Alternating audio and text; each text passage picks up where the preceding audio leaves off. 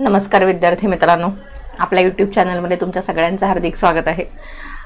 आज आपण राज्यसेवा आपली पुढे गेलेली आहे, त्याची नोटिफिकेशन आली आपल्याला आणि मग ती राज्यसेवा जी आहे तर ती कधी होईल, ठीक आहे। सो ती जून मध्येच आता होऊ शकते आणि जर ती जून मध्ये झाली तर आतापासून आपल्याकडे जेवढे काही दिवस राहिलेले आहेत तर त्या दिवसांचं कसं आपल्याला व्यवस्थित प्लॅनिंग करता येईल, कारण एक परीक्षा ही गेली, हे 2 महिने गेले की डायरेक्ट पुढचं वर्ष। त्यामुळे आता ह्या ज्या राहिलेल्या दिवस आहेत या आतापर्यंत तुमची 1 किंवा 2 रीडिंग 3 रीडिंग या झालेल्या असतील प्रत्येकाच्या। सो आता आपण रीड करून झालेलो आहोत। आता आपल्याला या शेवटच्या 2 महिन्यांमध्ये काय करायचं आहे तर तुम्हाला टेस्ट सिरीज असतात, कोणत्याही क्लासेसच्या टेस्ट सिरीज घ्या आणि त्या टेस्ट सिरीज तुम्ही सॉल्व्ह करा। टेस्ट सिरीज कायसाठी सॉल्व्ह करायचे तर कंटेंटसाठी, आणि माझा 1 तासामध्ये कंप्लीट होतोय का पेपर हे पाहण्यासाठी, म्हणून टेस्ट सिरीज आहेत। टेस्ट सिरीज सगळ्यात आधी काय चेक करायचं आहे तर तो जो कंटेंट आहे तर तो आणि ते जे त्यांनी मुद्दे विचारलेले आहेत त्या पेपरमध्ये तर ते माझे पूर्ण झालेले आहेत का, ते सगळं मी वाचलेलं आहे का, आणि जर ते मी सगळं वाचलेलं नसेल तर जर माझा मुद्दा राहिलेला असेल एखादा, एक पेपर तुमचा सॉल्व्ह करून झाला त्याच्यातल्या कुठल्या गोष्टी तुम्हाला असं घेऊया म्हणजे दिसेल तुम्हाला, ओके। सो तो मुद्दा मला जर येत नाहीये तर मला त्याची रिव्हिजन करायची आहे आणि रिव्हिजन झाल्याच्या नंतर हे तुमचं एक 20 ते 25 दिवसांमध्ये संपलं पाहिजे, कमीत कमी एक 10 टेस्ट सिरीज सोडवून किंवा 7-8 टेस्ट सिरीज सोडवून, आणि त्यानंतर आपल्याला 10 आयोगाचे पेपर सॉल्व्ह करायचे आहेत। मग हे 10 आयोगाचे पेपर कोणते असतील तुमचे तर प्रिलियम्सचे पेपर घ्या, याच्यामध्ये तुम्ही 2017 पासून घ्या, कारण 13, 14, 15 हे थोडंसं वेगळे प्रश्न त्यांनी विचारलेत। एक 17 पासून जर घेतलं किंवा 16 पासून घेतलं, 16, 17 पासून तर 17, 18, 19, 20, 21, 22, 23 असे 7 पेपर आहेत तुमच्याकडे। हे 7 पेपर आणि या 7 पेपरांमध्ये आलेले जे काही मुद्दे आहेत तुमच्या विषयांवाईज तर त्या सगळ्या मुद्दे जे आहेत हे यांचा तुम्हाला हे झालेलं आहे का, माझा हा मुद्दा वाचून झालेला आहे का, चुकीचं लिहिलं ना मी ते, तर ते माझं वाचून झालेलं आहे का, किंवा जर तो मुद्दा मला करायचा राहिला असेल तर तो मला कंप्लीट करायचा आहे तर मग त्याची रिव्हिजन मला करायची आहे, तो मला वाचायचा आहे।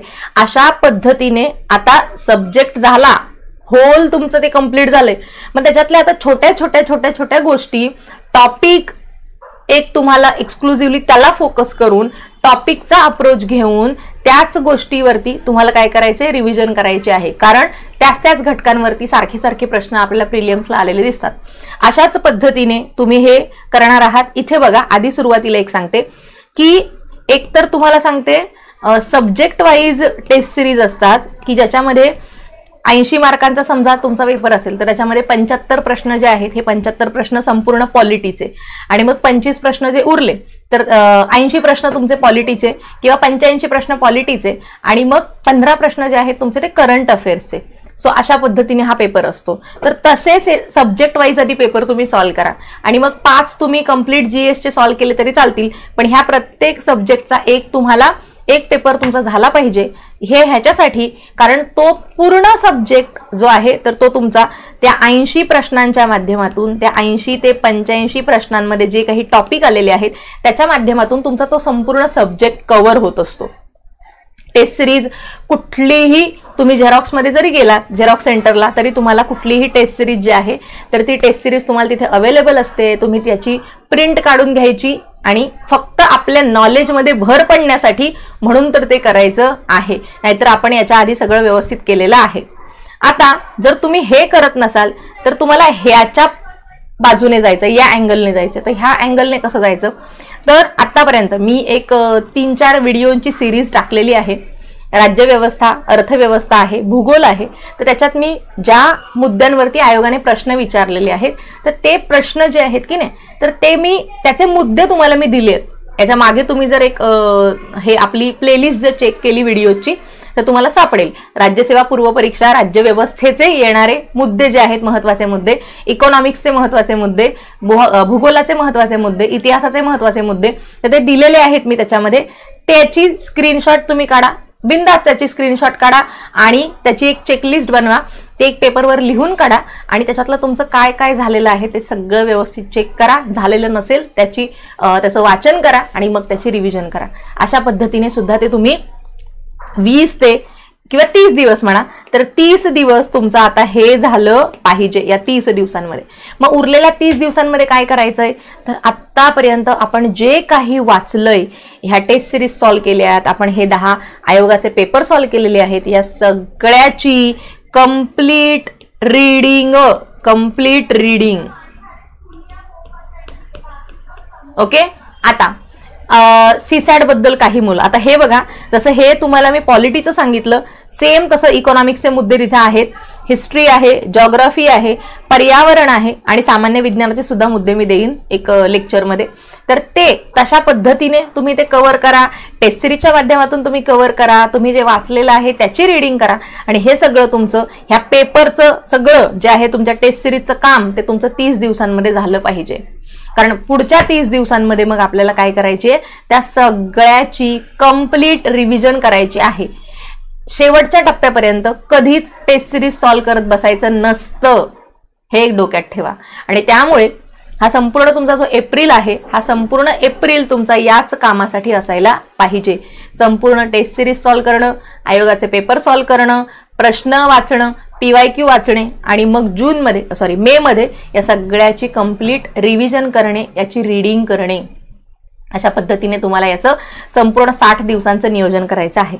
आता आणखीन काही मुद्दे, इथे पण तुम्ही संपूर्ण 80 मुद्दे वाचले, ते कंप्लीट झालं. इथे तुम्ही 10 प्रश्नपत्रिका वाचल्या, त्याच्यातला मुद्दा वाचला, तो पुस्तकामध्ये काढला, तो वाचला. अशा पद्धतीने ते तुमचं सगळं कंप्लीट झालेलं आहे.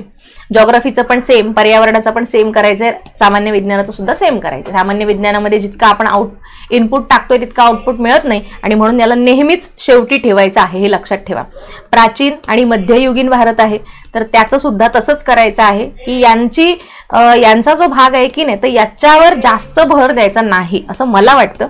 तुमचा विचार याच्यामध्ये काही वेगळा पण असू शकतो, पण माझं असं म्हणणं आहे की हे 2 विषय असे आहेत की यांना थोडंसं तुम्ही मागेच ठेवायचं. खूप जास्त याच्यामध्ये तुम्ही इनपुट टाकताय 15 दिवस झालं तुम्ही नुसतंच सायन्स करताय, 15 दिवस झालं नुसतंच तुम्ही प्राचीन मध्ययुगीन करताय, तर ह्याला नीट आणि प्रॉपर आणि स्मार्ट स्टडी म्हणत नाही. अभ्यास वेळ द्यायचाय कुठे, इथे द्यायचाय. शुअर शॉर्ट मार्क असतात, इथे द्यायचा, इथे द्यायचा, इथे द्यायचा, इथे द्यायचा आणि करंट अफेअर्सला वेळ द्यायचा आहे. दररोज आता कमीत कमी दिवसातून 2 तास तरी तुमचं करंट अफेअर्स झालं पाहिजे. सीसॅटचे पेपर कमीत कमी 5 सॉल्व्ह केले तरी पण चालणार आहे. एक म्हणजे फक्त तुम्ही संडे असे 8 संडे तुम्हाला मिळतील. 8 किंवा जे 8 पेक्षा जास्तच मिळणार आहेत. सो तुम्हाला 8 संडे मिळतील. या 8 संडेमध्ये 8 पेपर जरी सॉल्व्ह केले सीसॅटचे तरी ते मोर दॅन इनफ आहेत आपल्याला क्वालिफाय होण्यासाठी. ठीक आहे, राज्यसेवेचा आपण बोलतोय म्हणून. आणखीन एक, आपण जी आपली राज्यसेवेची बॅच घेतलेली आहे आपल्या ॲपवरती, तर त्याच्याबद्दलची माहिती डिस्क्रिप्शनमध्ये आहे. त्यात आपण जे काही ते मुद्दे घेतलेले आहेत, जे की पेपरमध्ये आलेले आहेत, त्या सगळ्या मुद्द्यांवरती डिटेल आपण प्रश्नपत्रिकांचं विश्लेषण तिथे केलेलं आहे. सगळे मुद्दे आपण त्याच्यात घेतलेले आहेत, सगळे ते मुद्दे तिथे कव्हर केलेले आहेत. फक्त हाच व्हिडिओ बघून थांबायचं नाही, तर जसं मगाशी सांगितलं पॉलिटी, इकॉनॉमिक्स, जॉग्राफी, हिस्ट्री मी अजून टाकला नाही, टाकेन आज उद्या. त्यानंतर सामान्य विज्ञान, याचे जेवढे काही मुद्दे मी सांगितले तिथे तेवढे जर व्यवस्थित तुम्ही कव्हर केले तर तुम्हाला 100% ते पेपरमध्ये तुमच्या रिफ्लेक्ट झालेले दिसतील आणि त्यामुळे तशा पद्धतीने तुम्हाला अभ्यास करायचा आहे. आता काही मुलांचं म्हणणं आहे की 60 दिवस आहेत आणि याच्यातला आम्ही 30 दिवसामध्ये जर मुख्यचा अभ्यास केला तर चालेल का, आणि मग ह्या पुन्हा 30 दिवसामध्ये आम्ही प्रिलियम्स करू. तर हे कोणासाठी माहिती आहे का आहे आणि कोणासाठी हे नाही. तर जी नवीन मुलं आहेत, ज्यांनी एकच अटेम्प्ट दिला होता मागचा आणि हा त्यांचा दुसरा अटेम्प्ट असेल किंवा हा त्यांचा पहिला अटेम्प्ट असेल, त्यांनी हे फॉलो करायचं नाही. पण ऑलरेडी ज्यांनी 3-4 अटेम्प्ट झालेले आहेत, 2-3 अटेम्प्ट झालेले आहेत, बऱ्याच वर्षांपासून 2-3 वर्षांपासून अभ्यास करतोय, तर त्यांनी करायचंय. पण ते कशा पद्धतीने करायचं ते मी सांगते तुम्हाला. आपल्याकडे एक पेपर 1 आहे आणि पेपर 2 आहे. ठीक आहे, तर याच्यात तुमचा इतिहास आहे, भूगोल आहे, पर्यावरण आहे. याच्यात तुमचं पॉलिटी 1 आहे आणि पॉलिटी 2 आहे. पॉलिटी 2 मधले बरेचसे 2-4 प्रश्न आपल्याला प्रिलियम्सला कधी आलेले दिसतात आणि इथं सुद्धा प्रश्न डीप लेवलमध्ये म्हणजे इतिहासावरती प्रश्न आपल्याला आलेले दिसतात, समाज सुधारकांवरती, पर्यावरणाचे प्रश्न, भूगोलाचे प्रश्न. सो याच्यात तुम्हाला ह्या 30 दिवसांमध्ये मेन्सचा अभ्यास करायचा. म्हणजे काय करायचं, मला असं वाटतं की या पेपरचे जेवढे आतापर्यंत सगळे PYQ आलेले आहेत हे सगळे वाचून काढायचे. प्रिलियम्सला फायदा होणारच आहे त्याचा. सेम तुम्ही ते मेन्सचे PYQ वाचल्यामुळे तुम्हाला मेन्सला फायदा होणारच आहे त्याचा. आणि तुमचा 60% अभ्यास जो आहे हा तुमचा प्रश्नांच्या माध्यमातूनच होत असतो. आणि त्यामुळे अशासाठी तुम्हाला हे जे PYQ आहेत ह्या पेपर 1चे पेपर 2चे सगळे वाचून काढायचे आहेत प्रिलियम्सच्या आधी. कुठून करायचे तर 20 पासून करा, 20 करा, 21 करा, 22 करा, 23 करा. एवढे 4 जरी केले तरी तुमचा खूप चांगला अभ्यास, खूप चांगला सराव, टेस्ट पेपर आणि आयोगाचे पेपर हे सगळं तुमचं या 60 दिवसांमध्ये पूर्ण झालं पाहिजे. आणि अशाच पद्धतीने या तुम्हाला 60 दिवसांचं नियोजन करायचं आहे. एक गोष्ट लक्षात ठेवा, मागच्या पण एका कुठल्या तरी मी व्हिडिओमध्येही सांगितलेली आहे की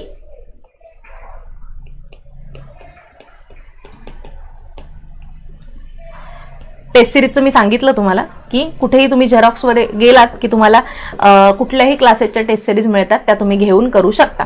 कारण 80 मुद्दे तिथे त्यांना विचारायचे आहेत. आणि प्रत्येक जण किंवा इथं तुम्ही कोणाला असं जज करायचं नाही की ही चांगली आहे, ती चांगली आहे, ती नाही चांगली, ही नाही चांगली. तर प्रत्येक जणांनी म्हणजे मला असं वाटतं की समजा मला एखादा पेपर काढायला सांगितला तर तो माझ्या ॲट द बेस्ट लेवललाच मी काढेन, किंवा आयोगाने याच्या आधी कोणते मुद्दे विचारलेले आहेत तर ते मी आधी बघेन आणि मगच मी पेपर काढेन. मी असाच हवेत पेपर तर काढणार नाही, बरोबर आहे. सो प्रत्येकाने हा विचार करून कदाचित पेपर काढलेला असेल आणि प्रत्येकाने तो करायलाच पाहिजे जेव्हा कुठलीही टेस्ट सिरीज जेव्हा मार्केटमध्ये येते तेव्हा. आणि त्यामुळे कुठलाही पेपर घ्या आणि कामाला लागायचं आहे. हे 30 दिवस गेले आणि पुढचे 30 दिवस गेले की ही वेळ आपल्या आयुष्यात पुन्हा येणार नाही. राज्यसेवेची प्रिलियम्स पुन्हा आपल्या आयुष्यात 2024ची राज्यसेवेची प्रिलियम्स कधीच येणार नाही. आणि त्यामुळे खूप चांगला अभ्यास करा, प्रामाणिकपणे अभ्यास करा. अभ्यास करताना सतत सतत सतत स्वतःला आठवण करून द्या की मी अभ्यास कशासाठी करत आहे, मी माझे 100% या अभ्यासामध्ये देत आहे का, माझी जेवढी कॅपॅसिटी आहे, जेवढं मी करू शकतो तेवढं मी करतोय का. आणि जर मी तेवढं करत नसेन तर मला करायलाच पाहिजे, कारण माझ्याकडे दुसरा कोणताही ऑप्शन नाही. जसं की आपल्या सगळ्यांना माहिती आहे की ही ऑब्जेक्टिव्हची शेवटची परीक्षा आहे आणि याच्यानंतर सगळं बदलणार आहे, डिस्क्रिप्टिव्ह होणार आहे राज्यसेवा पूर्णपणे, जी आपल्यासाठी पूर्णपणे नवीन असणार आहे. आणि त्यामुळे ऑब्जेक्टिव्हची शेवटची संधी आहे ही आपल्याला अभ्यासासाठी. आणि त्यामुळे खूप चांगला अभ्यास करा, खूप चांगली रिव्हिजन करा. आयोगाचे पेपर कुठल्याही टेस्ट सिरीज वगैरेंपेक्षा सुद्धा मी जास्त आयोगाच्या पेपरनाच प्रेफरन्स देईन. आणि आयोगाचे पेपरच सगळ्यात सर्वतोपरी काय म्हणालो तर आयोगाचे पेपरच आहेत. टेस्ट सिरीज सॉल्व्ह करा असं कंपल्शन नाहीये, फक्त एक सगळ्या मुद्द्यांचा आढावा यावा, 80 महत्त्वाचे मुद्दे कळावे जे की आपल्याला इथून कळतात की जे मी त्या व्हिडिओमध्ये घेतलेले आहेत. त्याच्यात मी तुम्हाला 17 पासून 23 पर्यंत प्रिलियम्स आणि 2020, 21, 22 मुख्य परीक्षा एवढे सगळे मुद्दे ते जे व्हिडिओ आहेत तर त्याच्यामध्ये मी सांगितलेले आहेत. त्या पद्धतीने पण तुम्ही करू शकता. ठीक आहे. सो थांबूया आपण इथे. हे व्यवस्थित हे सगळं करायचं आहे. मुख्य ज्यांना करायचे आहे त्यांनी या PYQवरती जास्त भर द्यायचा आहे. आयोगाचे प्रश्न हेच सगळ्यात परीक्षा पास होण्याचं काय जर मंत्र असेल तर तो फक्त आयोगाच्या पेपरचा ॲनालिसिस आणि आयोगाचे प्रश्न हेच आहेत. त्याच्यापेक्षा वरती काहीच नाही. आयोगाचा सिलेबस, आयोगाचे पेपर, आयोगाचे PYQ आणि हेच आपल्याला परीक्षा, कोणतीही परीक्षा पास करून देत असतात. आणि त्यामुळे त्याच्यावरती नेहमी लक्ष ठेवायचं आहे, नेहमी प्रश्न वाचत राहायचं आहे. ठीक आहे. थांबूया आपण इथे.